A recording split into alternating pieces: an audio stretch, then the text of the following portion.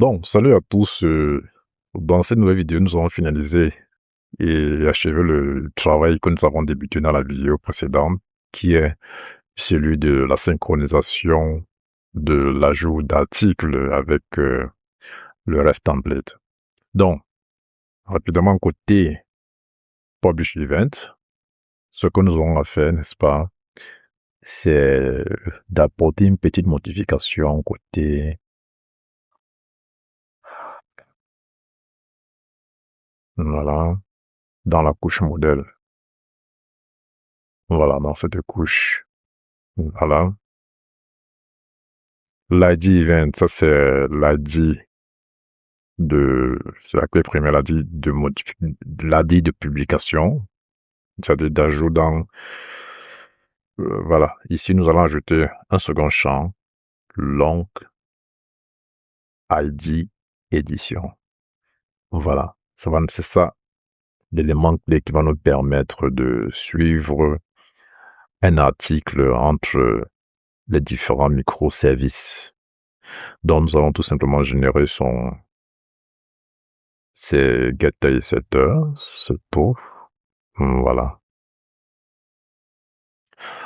Alors, ensuite, la prochaine étape sera tout simplement de mettre à disposition le service web d'ajout d'articles. C'est tout. Donc, je viens ici, public string, n'est-ce pas? Souvenez-vous, public string, enregistrer. Voilà. Qu'est-ce qu'on enregistre? Enregistrer event.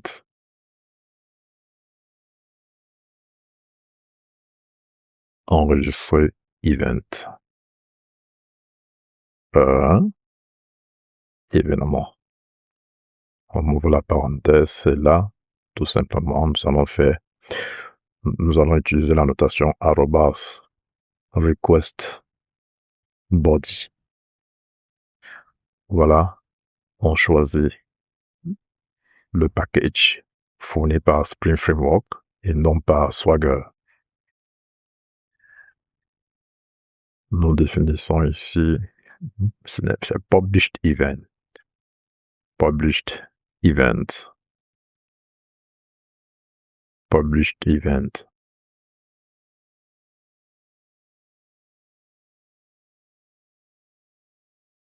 C'est bien ça, j'espère. Published event.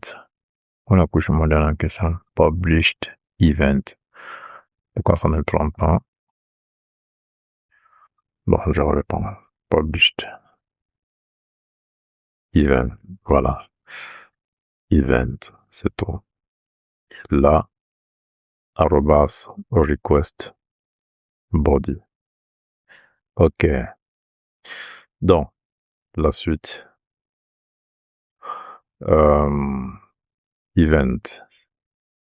Event service. .ce.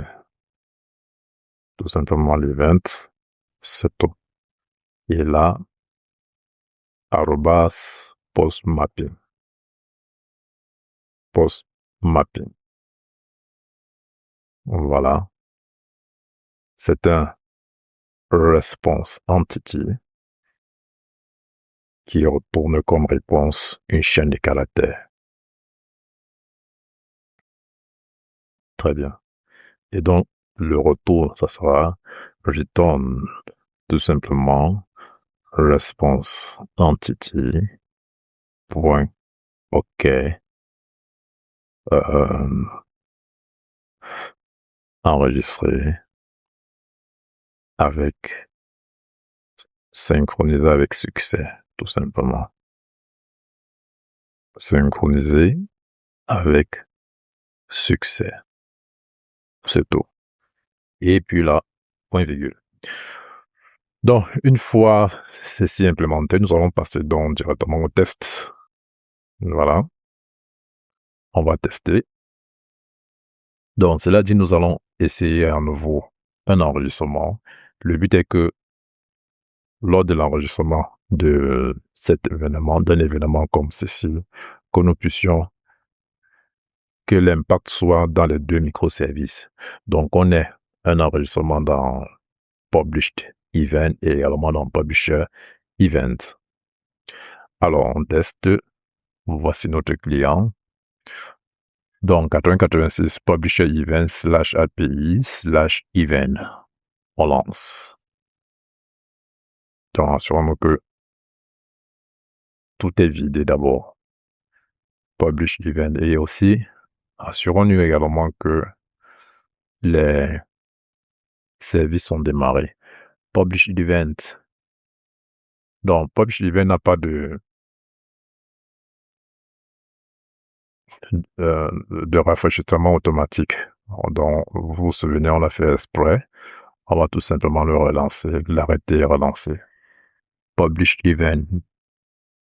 Donc, ça qu'on va relancer.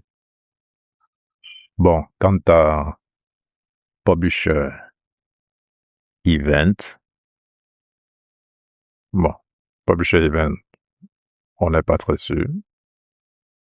Publisher Event, on n'est pas très sûr pour Publisher Event, on va aussi l'arrêter et le relancer tout simplement. Publisher Event, on va le relancer. Pareil que, bon, Eureka Server, ça va, il n'y a pas de souci. Pour Eureka Server, on va tout simplement vérifier que l'application répond bien. Voilà. Et donc là, on peut voir Publisher Event qui est bien démarré, 8082.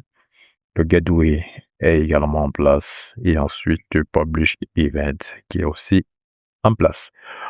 Voilà, il ne nous reste qu'à consommer. On fait send. Bon.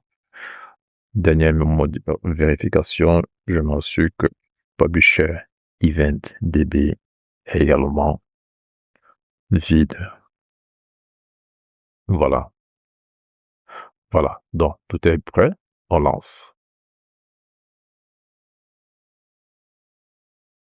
OK. Vérifions. 200 OK. Le déroulement de la cadre, donc, tout a été enregistré. Vérifions si l'impact a été dans la base de données. Voilà. On peut remarquer que dans le microservice Publisher Event, c'est bon. Le plus important, c'est le Publish Event. Est-ce que c'est bon dans le Publish Event? On vérifie.